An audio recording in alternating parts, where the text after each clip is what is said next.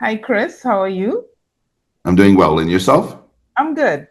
It's really nice of you to join me. I know you're going through a lot right now, and you have the need, of course, to express exactly where you at and bring awareness to what is taking place with regards to Trinidad and Tobago. So, for the benefit of those who now getting into the information, we could just briefly touch on a brief introduction of yourself, your background, because there seems to be some description of you as a tourist visiting Trinidad, and then there are those who say you're a YouTuber.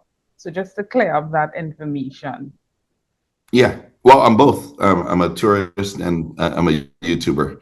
My name is Chris. I go by the name Chris Must List. I live in Toronto, Canada.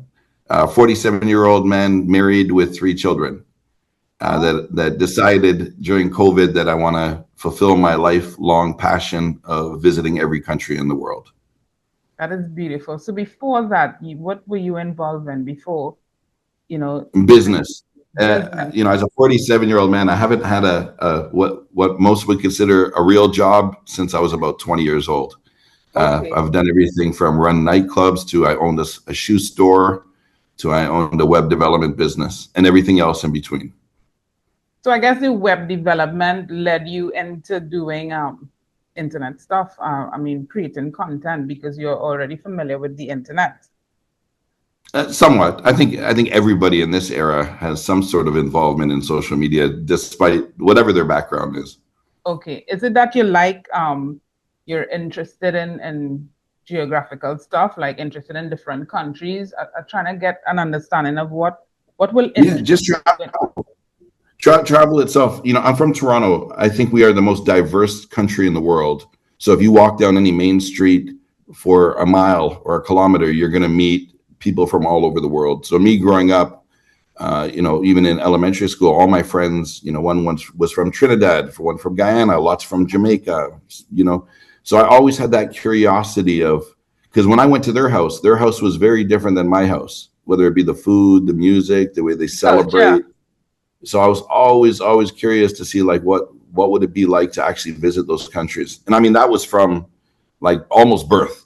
I was very excited to travel. So when I had the capability and the means, even as a broke teenager, I would save money and take the smaller trips.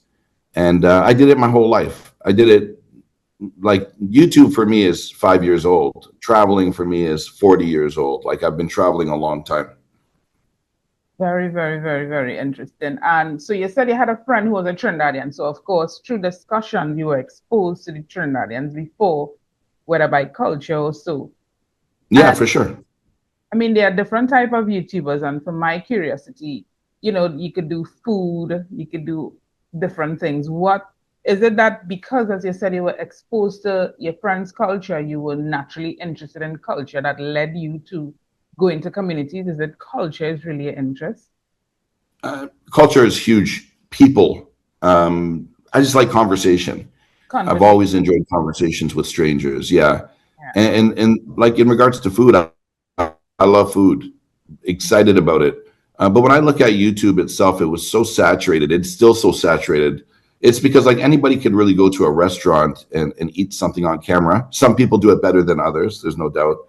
But that's not that's it never interested me enough to solely target food. I wanted to meet people and I wanted to hear the stories of people. And you're interested in communities, and that is what led you to doing things with the thing. So, I mean, you visited. You said it's 5 years old. Your YouTube career, right? It's 5 years old. That's correct. So Yes. even before you came to Trinidad, because this is like 2 years ago, this happened, right? Am I correct? You've Yes. been doing it That's for 3 years, and then you got the idea. I want to go to Trinidad. Did you expect that this would be the outcome? no, not at all. Never in my wildest dreams. Mm.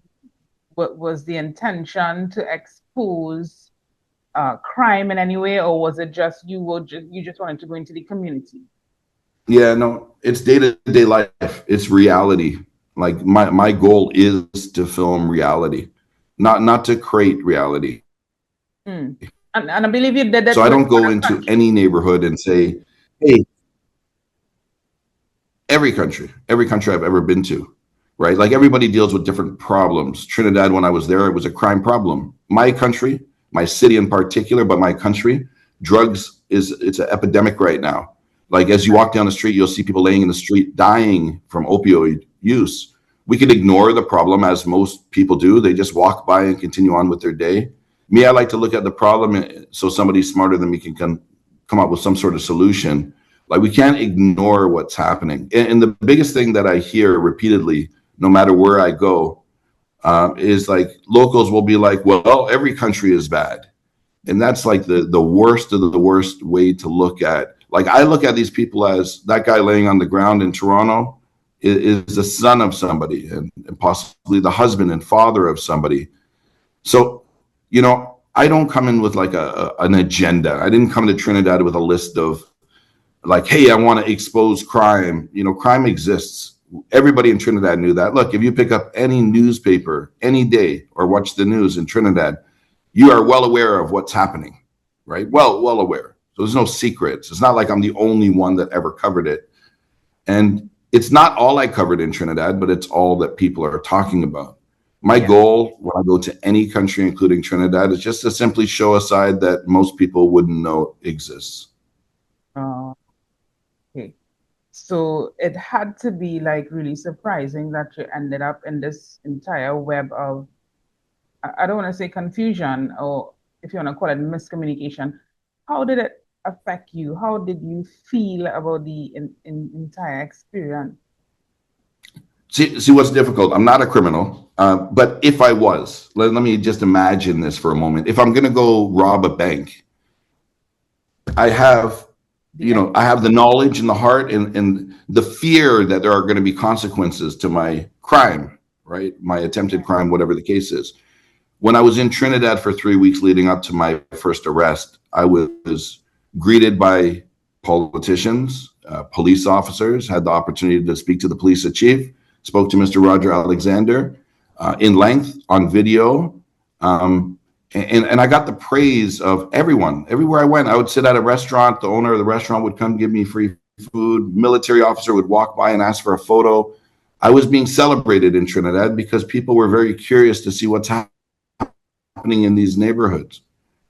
So it was like, it hit me blindsided because I thought I was under the impression that I was loved in the country by right, all. Because again, how often does that happen where people living in poverty and politicians both want to take a photo with you, right? right, And it happened just as I was on my way out of the country, but it happened, and we can't go back. But it was a complete surprise. Had I thought that I was doing something wrong, right? The very common sense answer would be film the videos and leave the country and then upload it like everybody else does, right? But I didn't feel like sharing the truth or the reality was wrong. I thought quite the opposite, but this is a predicament that I'm going through right now. So I want to go back a little bit to something you just said, right? You say not very often people living in poverty and politicians and police officers want to take photos with you. Your experience in Trinidad, was it unique compared to other places you visited? Like, is it Well, that the situation itself was very unique. Yes, because I'm more wanting to find out about the welcoming. Is it the way the residents treat you? Like, let's just say when you visited Jamaica, did you get the same response where they wanted to take the pics and the politicians yeah, responded to the same? no, Like, not in particular. No, like I mean, I get a warm welcome in the Caribbean. Period. mm, Anywhere in the Caribbean, it feels like home, and those are the people that I grew up with. Like I grew up in a Caribbean neighborhood, right. but I mean, with Trinidad A different and type of Tobago love. in particular, there's Yeah. no doubt I took more pictures there with anybody and everybody. Like Okay. I was really celebrated. It brought me to another level, and I mean, this is before I was arrested. Right, right. After the arrest, that actually heightened because when I got out of jail, It it made got news. even crazier. Yeah. Yeah, not only did it make news, but the love and the support in the streets, I feel like it was, undeserving. There's some interviews I did right out of jail. I was like in tears because when I was in jail, I had no idea what was going on outside. Oh, right? I didn't know that it was.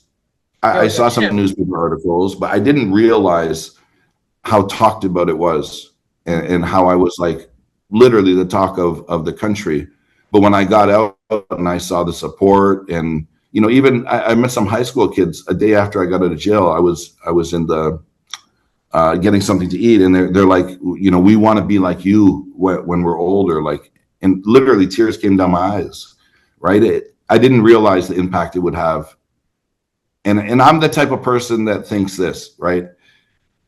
A quick example: one of my children has autism, and we would go to parents meetings with my wife, and some parents would be like, why me? Why did this have to happen?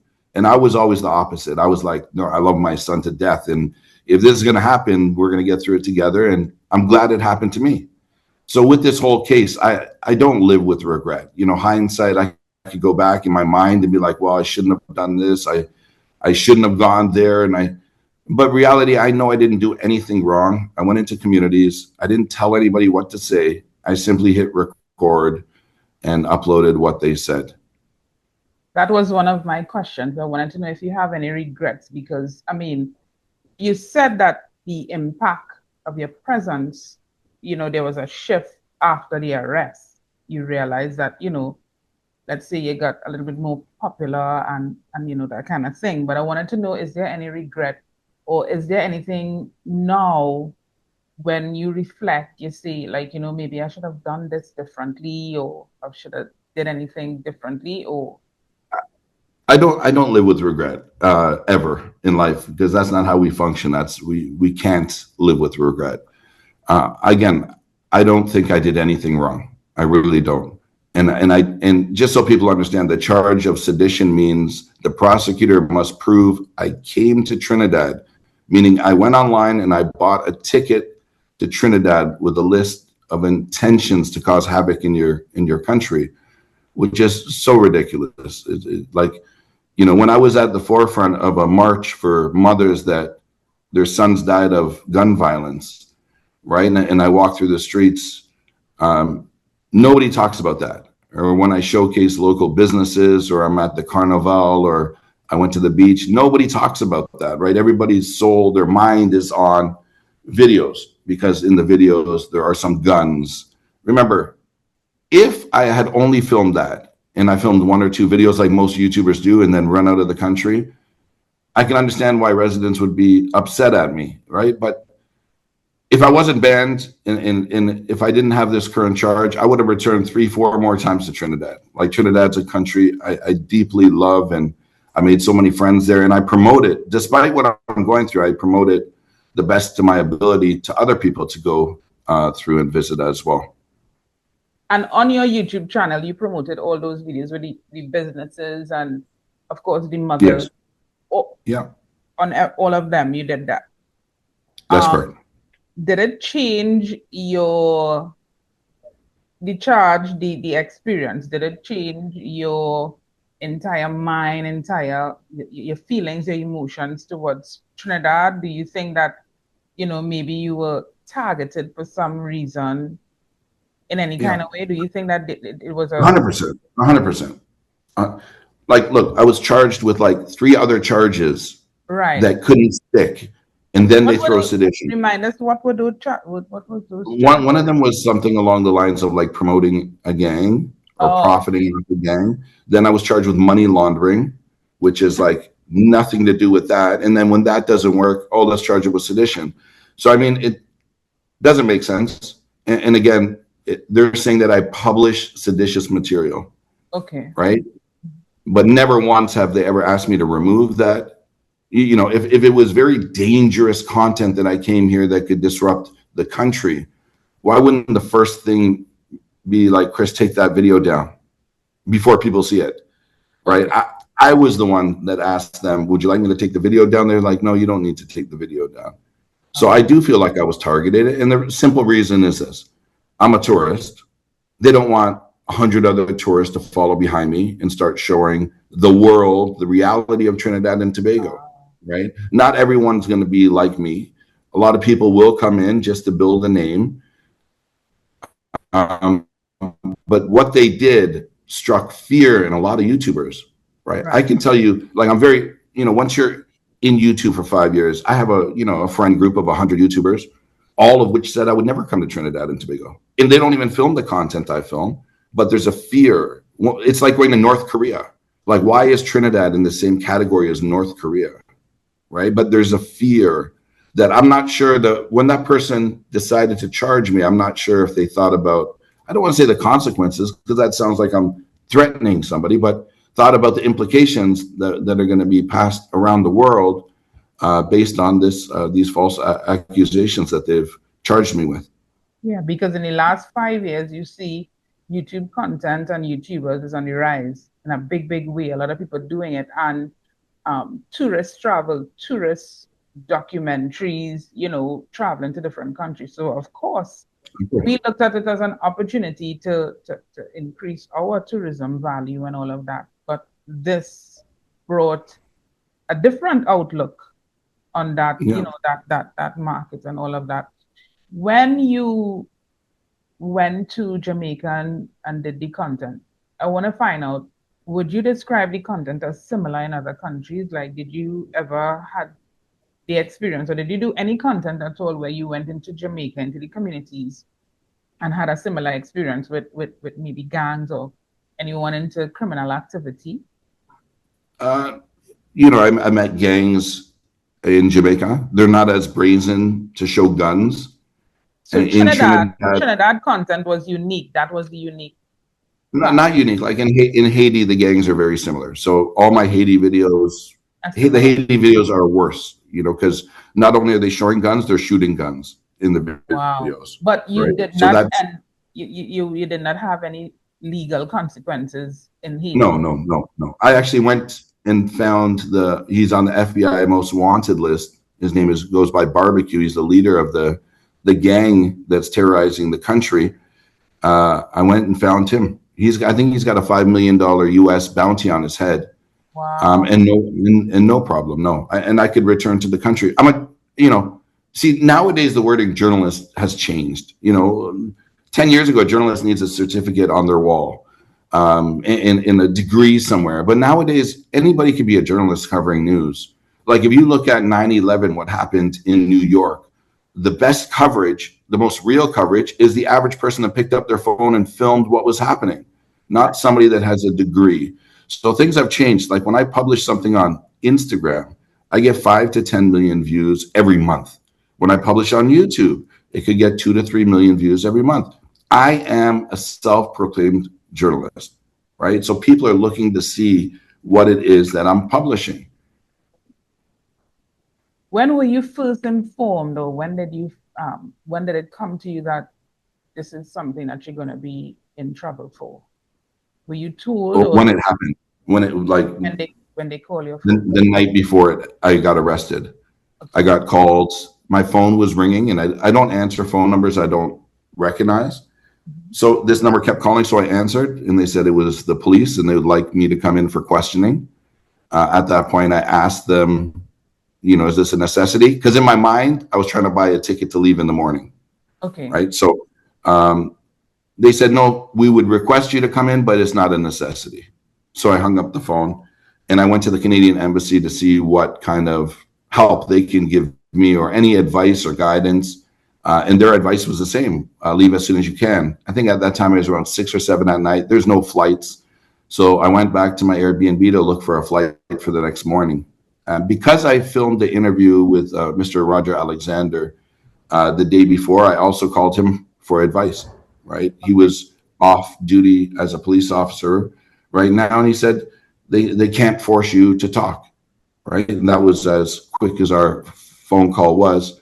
But first thing in the morning, I don't know what time it was, 5 or 6 in the morning, my door knocked, and the gang squad had me in handcuffs searching my house or the Airbnb that I was staying in.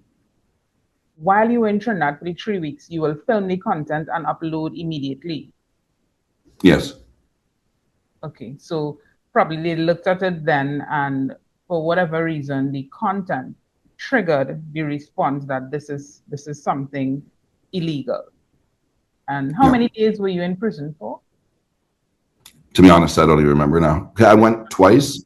So I went, I think the first time was about 10 days, something like that. Mhm. And I was released, but my passport was taken away for almost 3 months. So I Mhm. was stuck in the country. Oh, right. Yeah. Then they allowed me to go home for 2 weeks, and I returned on my own because I had another court date. And on Oh, that time when I returned, they kept me in the country again a month, and they arrested me again.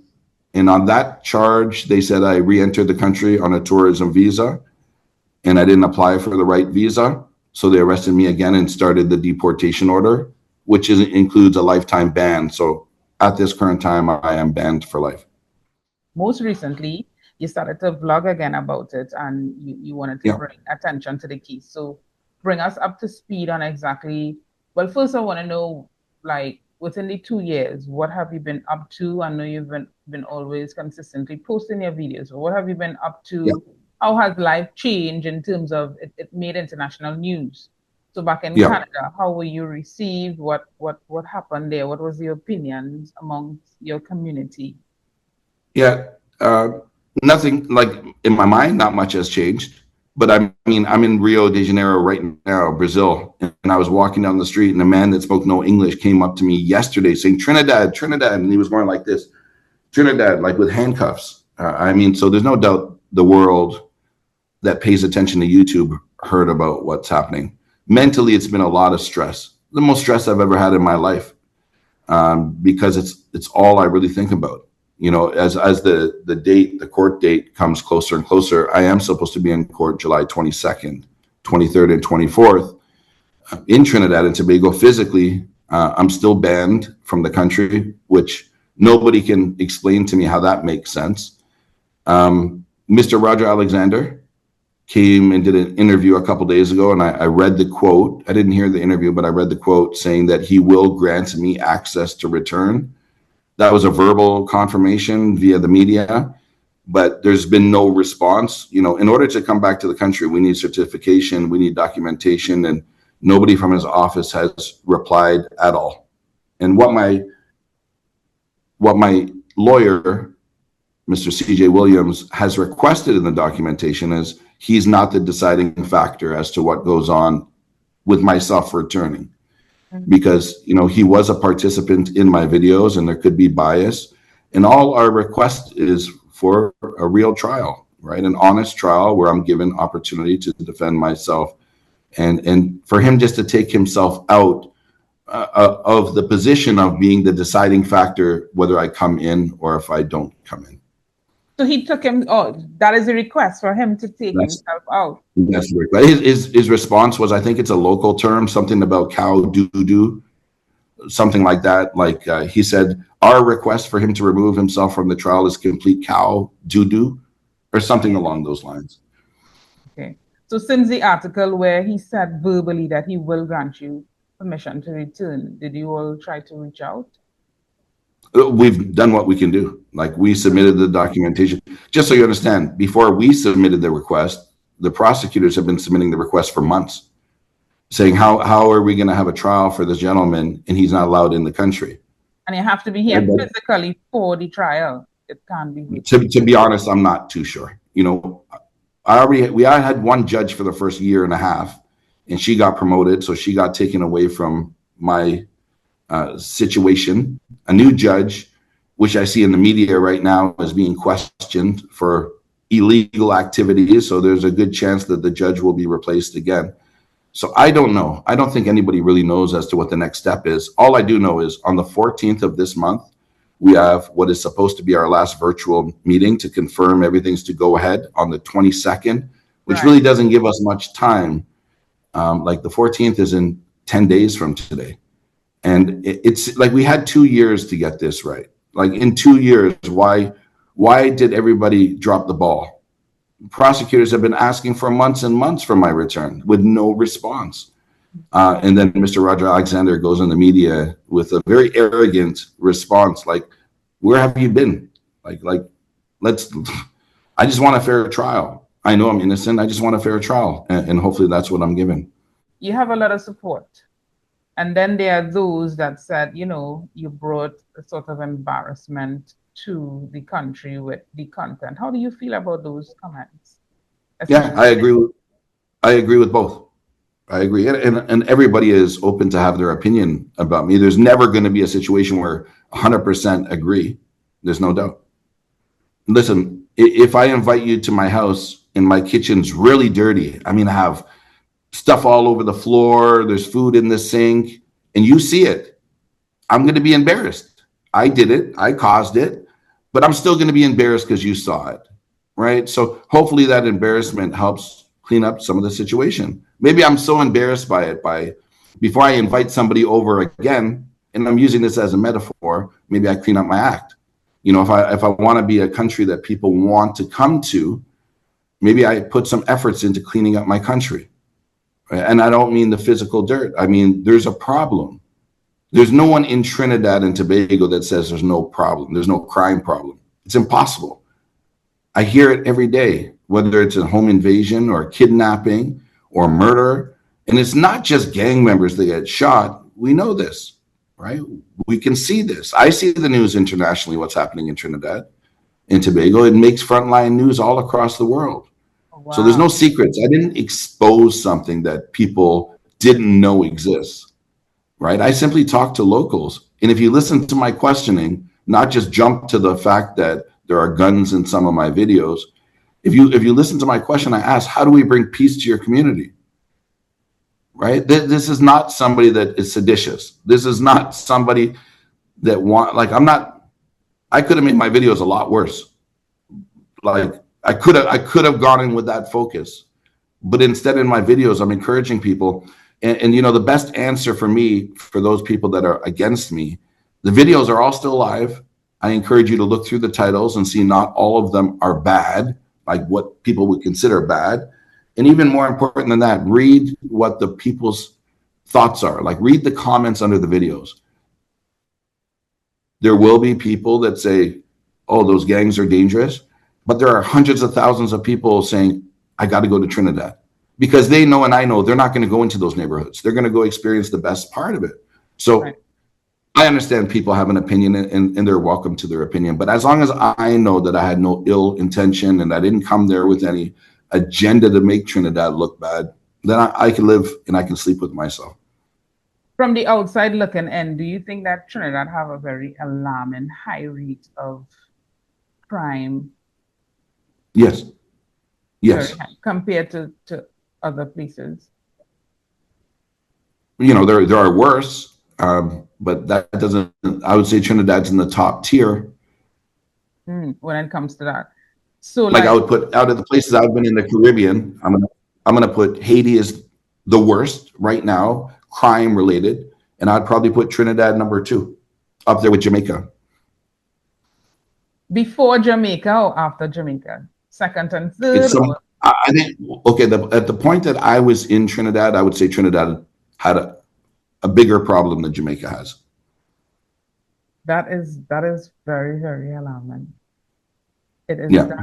but it should be. And what I noticed in Trinidad opposed to Jamaica, and I don't have the facts in front of me or the statistics, but the alarming part to me in Trinidad is like the doubles woman kidnapped and a man killed with their child in a shootout. Or the type, See, the the type type of people and the people that are dying are right? not just the Criminals. bad boys, the Mm, criminals, right? In Jamaica, there's rules. It sounds crazy, right? But the gangs have what they call a don. In right, Trinidad, it's a dan. In Jamaica, it's a don. right. That don won't allow certain things to happen. So if you see your enemy that owes you something or has killed one of your friends, and he or she is with their child in Jamaica, they're not touching that person. Like Mm. that, we'll see you again a different day. But in Trinidad, I see that everybody dies. Everybody dies. They'll kill you. They'll kill your child, your mom, your grandma. There's no rules, which is the scary part. You really sound passionate about this. And as you said before, your intent was really to highlight problems to see how, you could come at a solution, work with people I'll, and find. I'll tell you something. Sizzler. You know Sizzler, the artist from Jamaica, very popular. So I went to his neighborhood. It's called Augusttown in Jamaica. Asked the very similar questions. Augusttown was known as one of the worst high murder garrisons in Jamaica. I went in and I asked the same questions, and somebody showed me two like plaques on the wall in the community center. How they went from the worst, one of the worst, to no murder in 2 years. Right. So I'm there. I'm like, tell me more. I want to share this with the world. Maybe other people in other countries and communities can start utilizing this information. And what they did was so simple. And it didn't even require a big budget. They went and bought vests, like construction vests, neon reflective vests. And they handed them out in the community. I don't remember if it was 10 or 20. So, I mean, the local pastor got one. And the ex-gang member that turned out to become like a local celebrity that's no longer in gangs, he got one. And grandma that sells the juice down the street got one. They gave them out to the people that were respected and born and grow in the country. Now, everybody in the community knows who has a vest.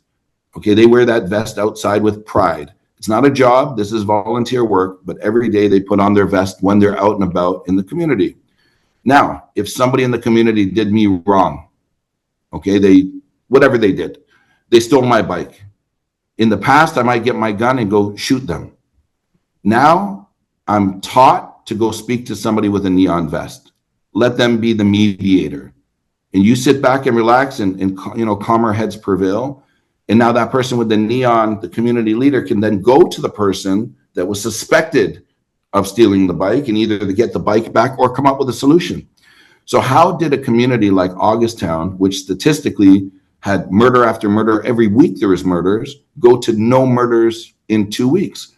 Well, the first and foremost, they realized there's a problem. They didn't simply say, well, Spanish Town has a problem, or, any other neighborhood has a problem. They really wanted a solution. And when you want a solution, you need to go in these communities and ask what's wrong, right? And the strange and funny thing, it's not funny, but the strange thing is, we have the documentation where Trinidad and Tobago spent lots of money in order to send surveyors into these communities to ask the locals what's wrong.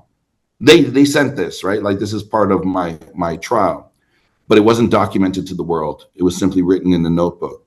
So my answer or question to Trinidad and Tobago, if they really wanted peace in these communities, or improvements at least, why not use my content as a means to better the communities? Why shoot the messenger, as people will say? Can you imagine? I got charged with sedition, but the people in my video, nobody was charged with sedition for saying anything. It's like I'm the outsider. I'm the easiest to target. And I feel that's why I'm going through what I'm going through. But if I had the power to snap my fingers and even bring a little bit of peace to Trinidad and Tobago, I would do everything in my power to do so. Out of all your discussions with the people, I mean, you had a lot. We could go to your channel and really look at that. But what do you see as the baseline problem that creating these communities into a crime community? So I'm not pro gangs. I don't believe in gangs. I believe gangs should not exist. Nobody should join a gang. But listening to some of these people, look, I don't know how honest they are, right? I meet somebody for 3-4 minutes and have to believe what they're saying is true. But the recurring theme that I heard was stigma. When you're born into a neighborhood and you have that neighborhood address on your identification, it is very hard, if not impossible, to get a job, because they're going to look at you and say, oh, you're from St. Paul. No way. You must be a gang member. And when people are given no opportunity in life, financially, everybody needs to eat, right? If there's no opportunity, what happens is you start looking at other options. And I don't want to speak as if I'm an expert, right? Everything I know is based on meeting gang members. But the recurring theme is this, because when I ask them, why are you enemies with the guy across the street? Nobody can give me a real answer other than, we were born into this. We always hated them. They hated us. They kill us. They shoot at us. We shoot back. And it's pretty sad. It's really sad to see people dying And really and truly, it's just like it's a circle, this cycle of like, you did something to me, I do something to you. But like, when does that end? If we continue on like that and nothing has changed, it will continue on forever. Discussing anything about this like stresses you out or make you feel any type of way? I know Now, you of course, yes, it never ever leaves my mind. It's like I can't continue on with life until this part of my life is complete. I mean, of course, the case itself, what I think happens here is that it highlights a lot of stuff.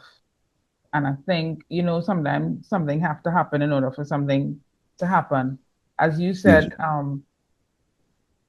in the year 2000, 9/11 brought a new style of journalism for people to accept, which is on the street, the normal man, he could now present a case. And then in this era, there's a lot of YouTubers bringing across a lot of different things to the people. Journalism has changed from 20 years ago. So even your case now, people will have to look at the way YouTubers handle themselves, what is the illegal frame and all that kind of thing, immigration law.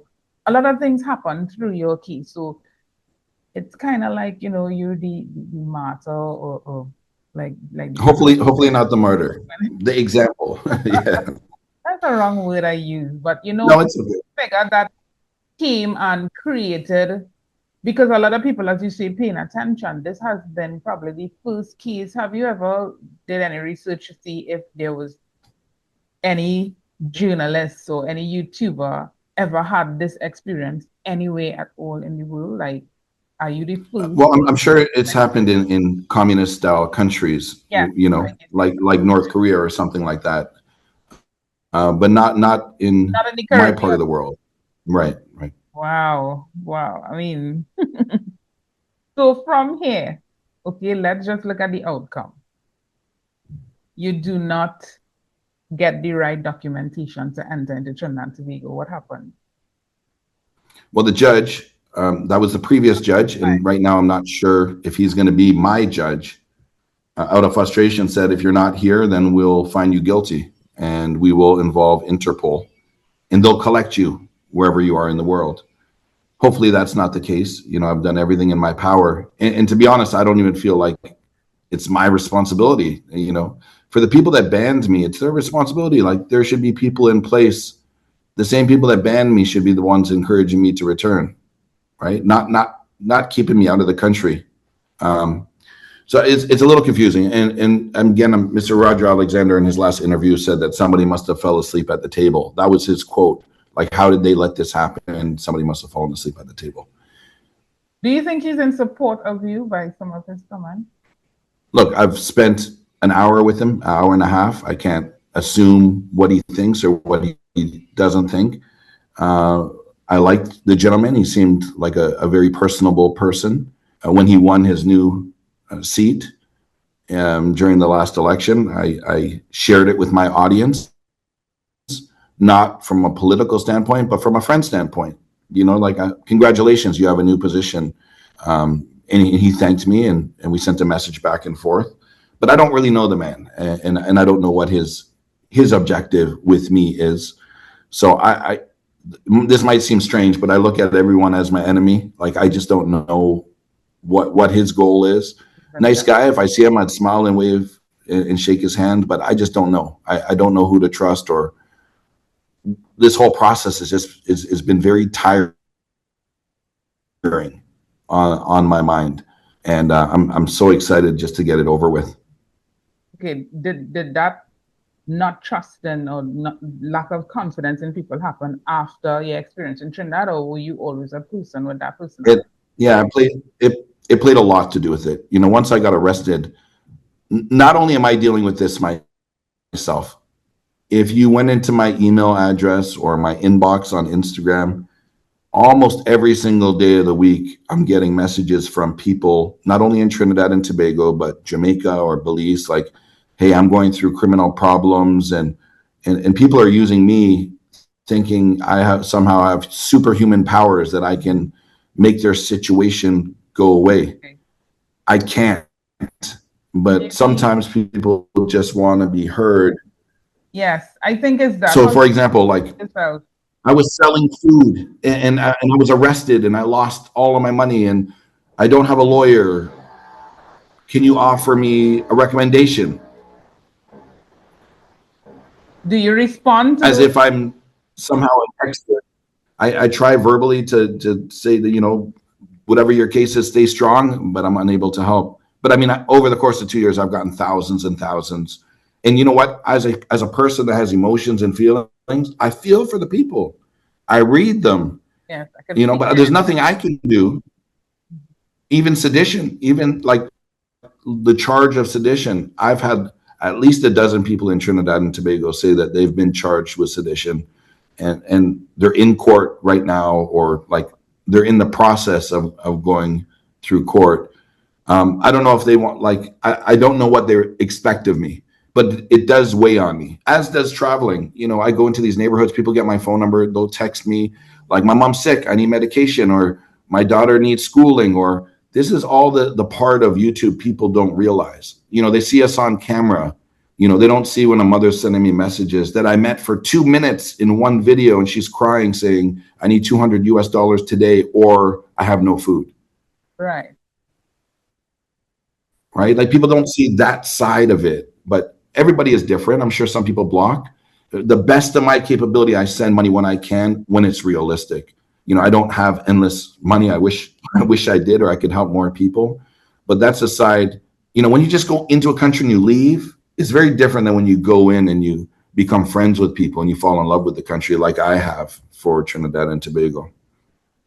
Right. I think because you present yourself as someone, willing to speak to people on their issues, because Yeah. most times people have no one to talk to, no one willing to listen. When you're in poverty, you have no friends, Yes. that kind of thing. So because you present yourself as a figure with the passion for people, I think you kind of provide a sort of hope for them. So I could understand that. Since this experience, have you I'm adopted? glad you. I'm glad you said that. I'm sorry. I'm so sorry to interrupt. I'm glad you said that, because when people speak to me, I think they tell me their innermost thoughts. I think most people are 100% honest. It's like therapeutic. I've had people say, Is, like, that's after what I'm trying to say. It is after because I you tell present you, yourself as something that people don't get every day. No one right, does this. right. Nobody cares about what I'm going through. That's their mindset. And like you said, it's almost like animalistic. When you're in the jungle, or when you're in these places, a favela or Brazil or the hood or whatever you want to call it, you can't let your neighbor know your problems, because, like, they could take advantage of your problems. It's like animalistic. Do you understand what I'm saying? Yes, Somebody once told me, like, a lion will attack a gazelle even when it's not hungry, because that's what a lion does, right? So when you're in these locations, how crazy does it sound that you feel more comfortable talking to a stranger with a camera than you do talking to your brother, your sister, your mother, your father? But people have told me, like, Chris, I feel good that I've let this out. I've yes, told you what's on my mind. yeah. Because you're content, as I say, have a safe space for that. And you don't present yourself as a criminal or someone who coming to take advantage. You present it, and you Yes. have a platform with a lot of viewers. So they think by you sharing their problem, somehow Right. it will bring them relief. And as you say, It's a, by just it's a talking to cry. It's a people, cry for help. It's a cry for help. They've tried everything else. They've spoken to who they can. Most will say politicians only come right before the election, and then you don't see them again. So it is a cry for help. I've heard it many, many, many, many times. And just so you know, things have changed. Like, one more example. In Belize City, I filmed.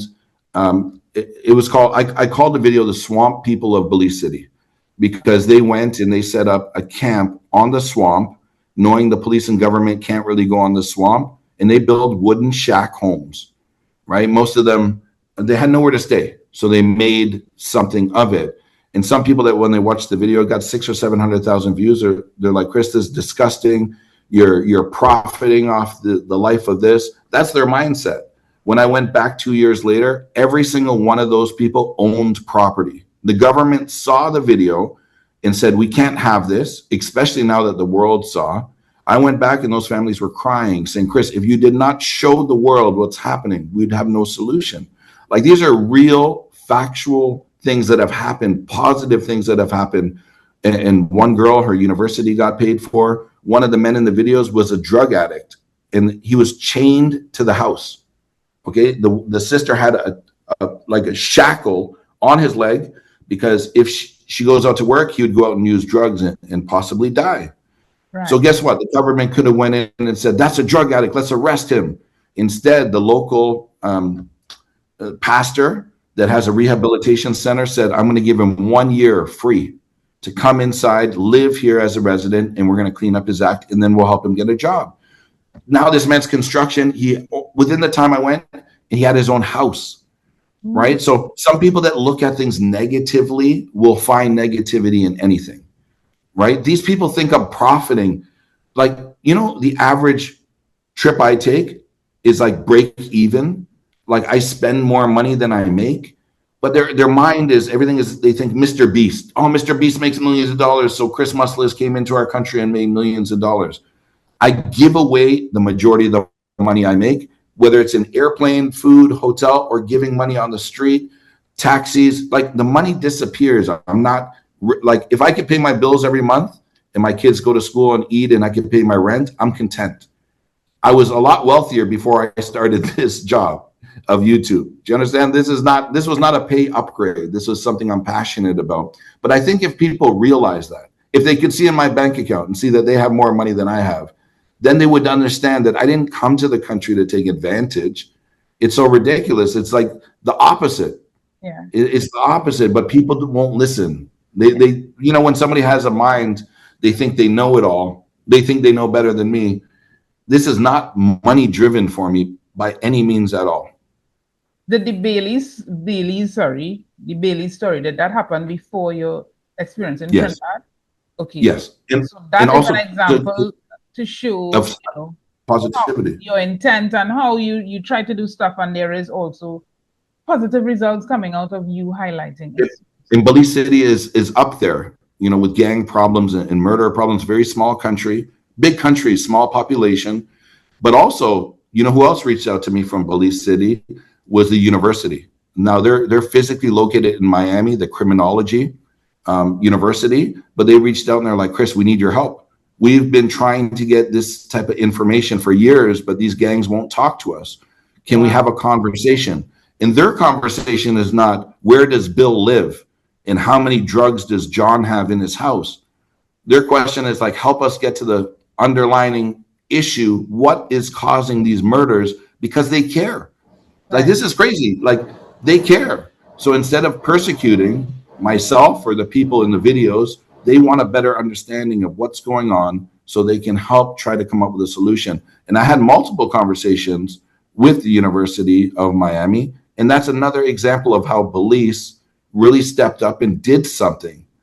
And I'm loved in Belize and I have no problems going over. Even the immigration officers love to take pictures with me because they can actually see a change, right? And if you really want to change, then you got to look at me and see that what I'm doing is authentic. You can't look at me and be like, oh, this guy is, I get the word because I'm a white man, right? When I come to the country for the haters, oh, the colonizers coming here to colonize. Like, it's a very small fraction of my viewers, but it does happen. And some people don't like what I do. And I say, just change the channel. I'm here for a good purpose and an authentic purpose always. Have any of the way you function, your operation, did you adopt any new, different way of doing things when you enter in the country, when you're doing your interviews? Since this experience in Trinidad, did anything at all change in the way you do things? No. Well, it's on the back of my mind all the time. So there's always a question of like, will this upset you ended up into all this mess. Yeah, I got to learn from my mistakes for sure. I don't feel what I did was a mistake, but the quote of learning from your mistakes, it's always on my mind. Has it changed my day to day? No. Right. Yesterday, I went and filmed here in a place called City of God, which is a infamous favela. And I went there during a police operation. 2 people died. I was there with my camera filming it. So it's not like I went from filming, dangerous neighborhoods to eating food. My content remains the same. And I've gone to the Ukraine war since, Mhm. and film the war. So it's not like I just target the Caribbean. I do this all over the Global. world, including my own country of Canada. Some of my worst footage, like worst, scary, depressing, sad footage, is in Canada because we have a huge problem. Right. Do you think that in any way that they should implement regulation for YouTubers, especially when it comes to immigration and all these kind of things, seeing that you obviously have such a unique experience when it comes to doing content? Do you think that there's a need to regulate YouTubers or anything like that? Or it should be, a free will? Depends what we're talking about in particular, but to me, it's a Something, scary. if it's regulated, maybe you could be protected under some guidelines, meaning that, YouTubers are allowed or they cannot. If you Yeah, if I'm just concerned as to what those restrictions would bring to what it just the would look freedom of like. speech. Okay. Yeah, because like what limitations are we going to set? Like if Right. somebody's under a certain level of poverty, they can't be filmed, What or would if you grandma. suggest? What would you No, suggest? All right. I would suggest nothing. Like freedom of speech Nothing. is just that, Yeah. the freedom of speech.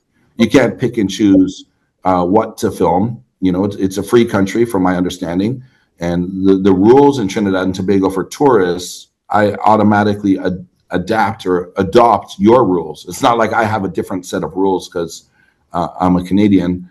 So no, I think that's a very scary set of restrictions that the world really doesn't want to see, where some agency has to go through your content and decide, oh yes, you can show this, but no, no, no. Oh, there's some. It could start off with positive, but then at what point? Oh, there's garbage overflowing on that sidewalk. We don't want the world to see that.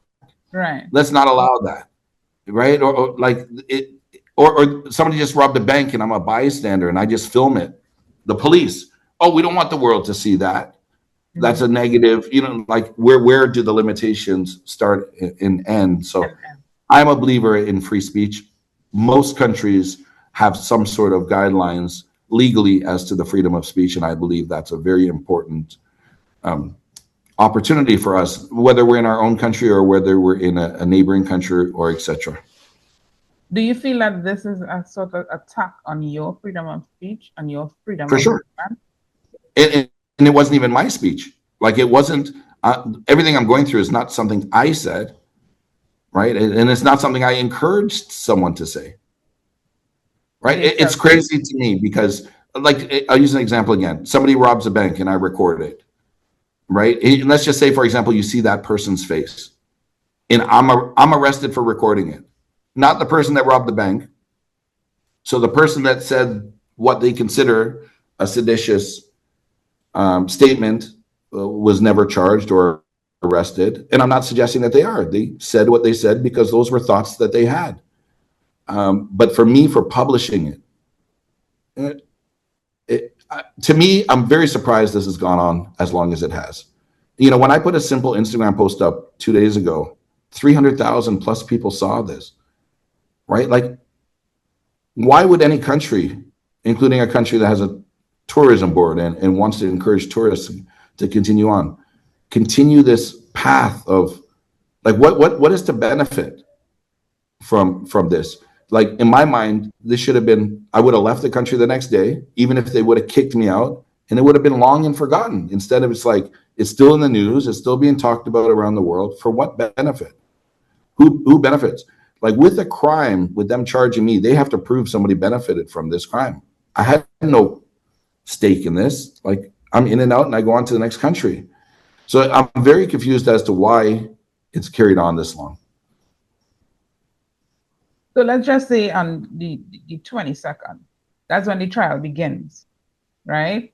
Supposedly, Supposedly, yes, that's when the trial begins. So let's just say at the end of the trial, you're acquitted and you're not found guilty. How would yes, what would that look like for you? yeah, amazing, amazing. I can't wait.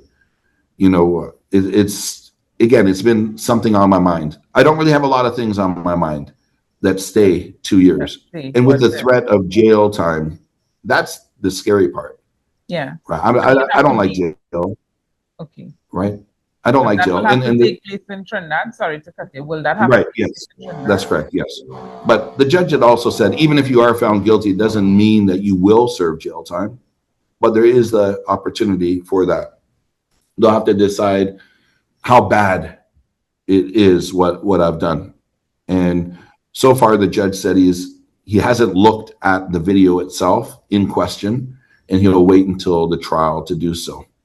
But Okay. again, that judge right now is going through his own issues, a front page newspaper. So we don't know The whole what's going to happen or how this is going to push my case either way. Because you got to imagine for the last year, he's been the one residing over every single appearance, which has probably been 15 to 20 appearances. So for a new judge to step in and have to learn everything that we've gone through for the last 2 years, right, is going to add, I'm sure it's going to add time to when this trial actually happens. But as of right now, July 22nd is the date that we have set. 5 years ago, when you made a decision to be a YouTuber, let's just say we had the ability to see in the future and you have seen that this would have been your outcome, would you have still taken the decision? That's a good question. Oh my goodness. Yeah, I can't. I can't live with regrets. Had I done something wrong in the country, like legally wrong and morally wrong, I would put myself up to say, let me go do jail time. You know, because humans, we do make mistakes. But I really and truly, authentically believe I did nothing wrong. So I don't think it would sway me at all. I think I'd be in the same place I am now, even knowing what I know now. You would have And you still touched made that upon it. decision. Yeah, you touched upon. Some people won't realize that you touched upon that, but I believe sometimes negativity has to happen for something positive to come from it, right? I think So I so. don't want I to be the think so. martyr, but I could be the starting point. Yes. Like, look, right now, for those that don't know, you know, the two big gangs, 6 and 7, have a peace treaty happening right now, and for the first time, you know, people from St. Paul were in Duncan Street a couple days ago.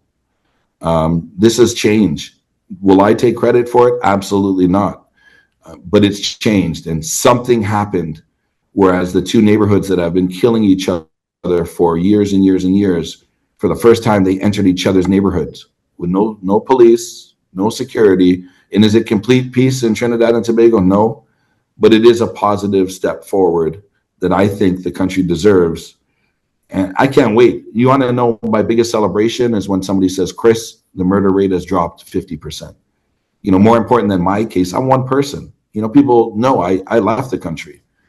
A lot of people have to live through this. And when you live in certain neighborhoods, you live in a fear that yourself or your loved one's going to die or could die or be kidnapped or home invasion, etc. You know, the best and most exciting news will be when we have a call celebrating more peace in Trinidad and Tobago. Well said. And I will share something with you, right? Your content, what it did, because I live in Trinidad and of course I'm into media and all of that. I would see the news. I don't live in these communities, right? And my network is not within that community. I did not know we had a gang problem until your content came out. I couldn't believe I was under a rock functioning in a city. I work every day in Port of Spain. I did not know it was that serious. I mean, 20 years ago, you heard about gangs and all of that kind of thing, and they would bring it out. But your content really brought a lot of information out that had me shocked. So, how I see things, they don't happen overnight. Nothing happens overnight. You could look at Mandela and what he did for people. His flight was like 27 years until change come. We're looking at Martin Luther King. There's so many change that they want to see. Centuries ago, they implemented stuff and it's still, the change is slow. So I Yeah. said all that to say your journey started 5 years ago, right? And to me, within 3 years, you made such a big impact, so much so that a country could pay attention to you, the officials could pay attention to you and charge you with something. As bad as it may look, somewhere in there, I see a good is going to come out of this. and you just had to be, sorry for using the word martyr, but you are this Mm. person that higher powers choose to handle it. Because sitting here listening to you, speaking to you, as you say, people ask, why me? But why not you? You're very intelligent. You articulate the way you see things and the passion you have for people. This is what we need from people, not the YouTubers who come in for views and likes and popularity. But it started with you seeing a problem, seeing a way that you could assist in the solution, which is getting information. Because as you say, officials don't get the type of numbers and information from the people are willing to share with you. So of course there would be a kickback, of course, because it's something new. Nobody has done this before. You are charting a course, you are charting a way, you are clearing the way. So you will find the rubble, you will find the big high bush, and how I see it, it's like a reference to say the big high bush and the obstacles. You're clearing the way to show how you could find solution to things. And of course, the way the government officials or the authorities responded is because they don't know how to respond as yet. Well, I shouldn't say that, but understand what I'm trying to say. This has never been done before. So they are responding Yes. out of how they think they have to respond. So I personally believe like probably as time go by, we see the benefit of why you needed to take on this role and bring this to the forefront. And you are changing the game for YouTubers. You are changing the game for those tourist YouTubers who want to come and document and all of that. Because of course, a country will have its rights to say, we want this shown because it will affect their tourism. So somewhere there discussion need to have, but the discussion, we didn't know we needed to have that discussion until something like this come up, you know? So this is why I ask you these questions, because I see, as bad as it is, I also see the good in it. And I could see why someone like you has been created for this role in such a time like this. You're strong. I could feel it. And then you're carrying the weight of the people problem on you. But it's all new for everyone. And as we go forward, I really believe we'll figure ourselves out. We'll figure it out, and everything will be exactly how it should be. Because as I said, in my experience, if you ask me Christmas list, I think immediately the gangs and the knowledge of that, I was clueless to that. And I lived through that. I swear to you, I did not know. When I started to come Yes. to me and people sent me the videos, look at what he's highlighting. And I saw this, I was like, I did not believe this is going on in Trinidad. I did not know. Mhm. So I really believe a positive will come out of this. Me too. Me too. I really do believe that. And it's for a lot to benefit, the communities to benefit.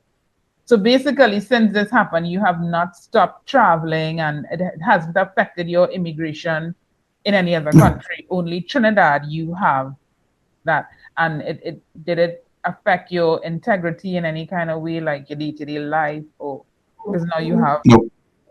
No. nothing like that.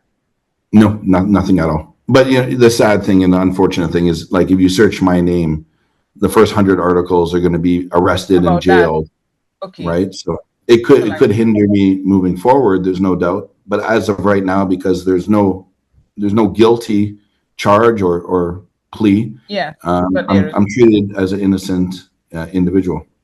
okay. So like on the terrorist list and all of that, you I typically hope not. I hope not. I'm laughing, but I hope not.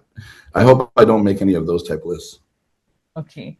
So if you have to tell anyone who would be listening to this, whether I believe more so the Trinidad people, you know, Yes. what would like to say to them? I know you already said Yes. so much, but at this Yeah. point, Yeah, for what sure. would you If like I to got say? to look into the eyes of the average person in Trinidad, I would say, I love your country. I will continue, despite what's happening, what's happened. I look at that as like a very small, I'll say like a bug in my food. The food itself was good. The bug is not. I'm going through a lot mentally, but again, this is about more than just me. Trinidad and Tobago is a country I love. It's crazy. Like I eat at Trini restaurants all the time. They all know me in Toronto. They always welcome me in. And even when I bite into doubles, I have great memories and reflections. It's not the negative thoughts that I think about. I think about the friends that I made there and the experiences I had, period. Trinidad and Tobago is a country that I love and I recommend and encourage anybody and everybody to go to. Um, I'll continue. The hardest part, or one of the hardest parts of this whole trial, despite the fact I'm facing jail time, is the thought of a lifetime ban. And people won't understand that. People have commented like, never go back, just avoid it, never go back. To me, it's a very sad day if I have to live out the rest of my life knowing I can't return to a country that I love so much. But my intentions were pure, and hopefully I'm found innocent, because I am innocent of these charges, and hopefully even one day I'm allowed back into the country, So we even shall, without a camera. Even without a camera. really and truly, we spent so much time talking about the negative, and I really didn't get to ask you what was Yeah. the best experience for you in Trinidad? Oh, Because I saw you that. at the concert. I think it was Wheel of Reggae. I think it's there. I saw you. I know you was at that. Yeah. Yeah. But Oh, it's too hard. what Too was hard. Why do you leave the hardest question for last? It's everything. Like I have friends, better friends. that strategy? That Yeah. strategy. Yeah. Even going through the trials and tribulations, they say you find who your true friends are, right? Like I have more friends in Trinidad than I do in my own country, right? Because for the 3 months I was locked down, I got to see, like, some people just want the clout and they want to be near you to get the media coverage, but others, like CJ Williams, my lawyers, like I tell him, I'm going to tell you something I never told somebody. I messaged him after our last court trial. He's been doing this 100% free, no charge, never a request for money. And after my last appearance, I sent him a message. I said, I love you. Thank you. Look, I might cry. He said, he said, I need two things from you, Chris. Promise me two things. And that's all I asked. And I said, what? He said, one day soon we're going to be drinking a rum at Maracas with no camera. And he said, number two, you help me. Look, you help me bring peace to my country. Wow. And the people I met in Trinidad are so authentic, right? Like Jamaica, I love Jamaica. But when they help you, they have their hand out. They're looking for money. Trinidad is different. Trinidad, everybody. Like I could list 10 people that I talk to almost daily, even 2 years after. I haven't seen anybody in 2 years. They still call me. How are things, Chris? Like so authentic. No handout. No asking. My phone bill is due. Send me money. Like I've become. I don't know how to put it. 3 months in lockdown in a country might not seem like a lot of time, but like I covered a lot of ground and I met a lot of people. So I don't have a favorite moment. I have many favorite moments, but I wouldn't even know where to begin, to be honest with you. I think you have a good friend in Johnny as well, because as you know, he He is a very, contacted very, me and he spoke so much. Johnny stalked me for days, kept calling my phone, telling me you need to do he's this. the best of the best, most authentic. To be 100% upfront, I never paid him one penny. I never hired him as a security guard. He has just been there, right? Yeah, Look, I have tears very coming down much for you as my well. eyes.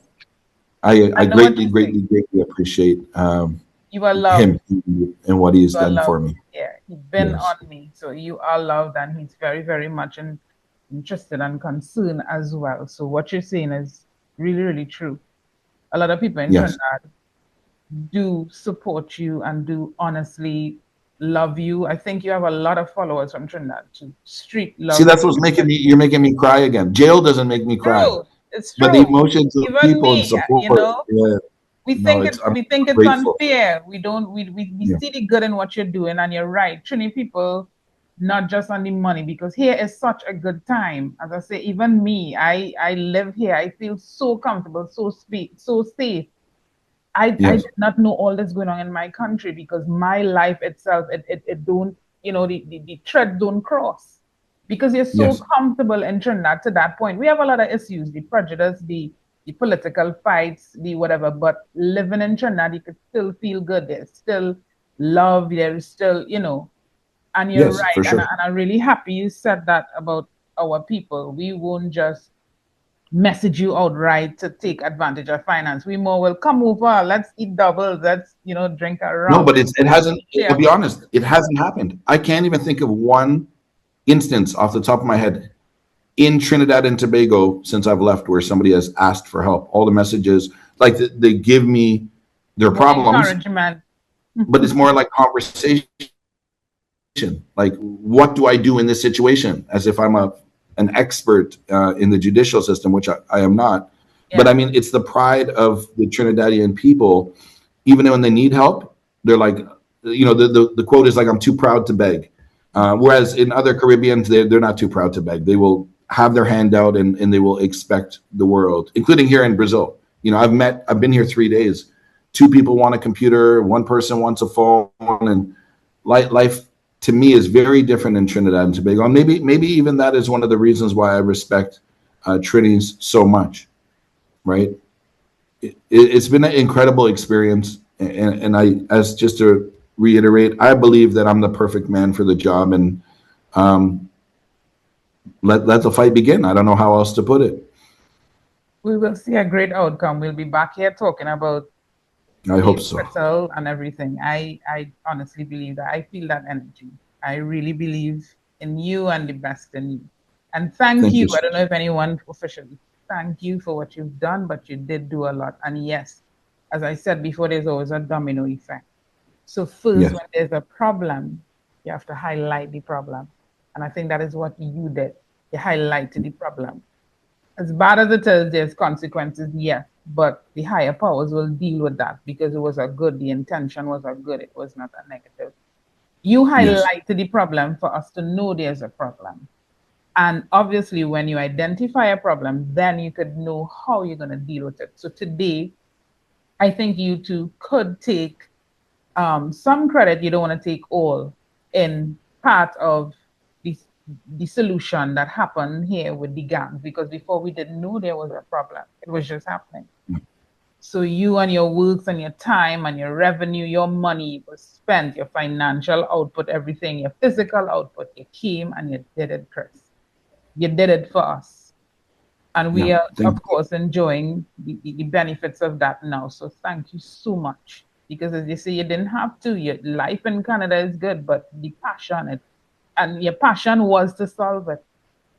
yeah. And it's solved. It's on its way to a solution. So thank you so much for that. Thank you so much for No, putting us on the map more in a way, And I wish you all the well, best. you're the first interviewer to make me cry on the interview, so thank you. Thank you for showing up. I'm a human. You had great questions, and Uh, I really enjoyed this conversation. I really enjoyed talking to you. I'm really glad to get to meet the man behind all of this. And what I will say too, you're really authentic. What I saw on video, there's no variation from what I see. Because before I would see you on videos, I never get to meet Right. you. But now here, feeling your energy, this is a private conversation and it's the same. You're not pretensive, you're not nothing. It's consistent with your brand and your messaging. So I'm really, really happy that I get to meet with you and speak with you like this. And I wish you all Yes. the best. There's nothing but the best I wish for you. There's nothing but the best. All Thank right? you. I appreciate your time Yeah, very I much. appreciate Thank you. you. I'll talk to you. All right? Okay. All the best.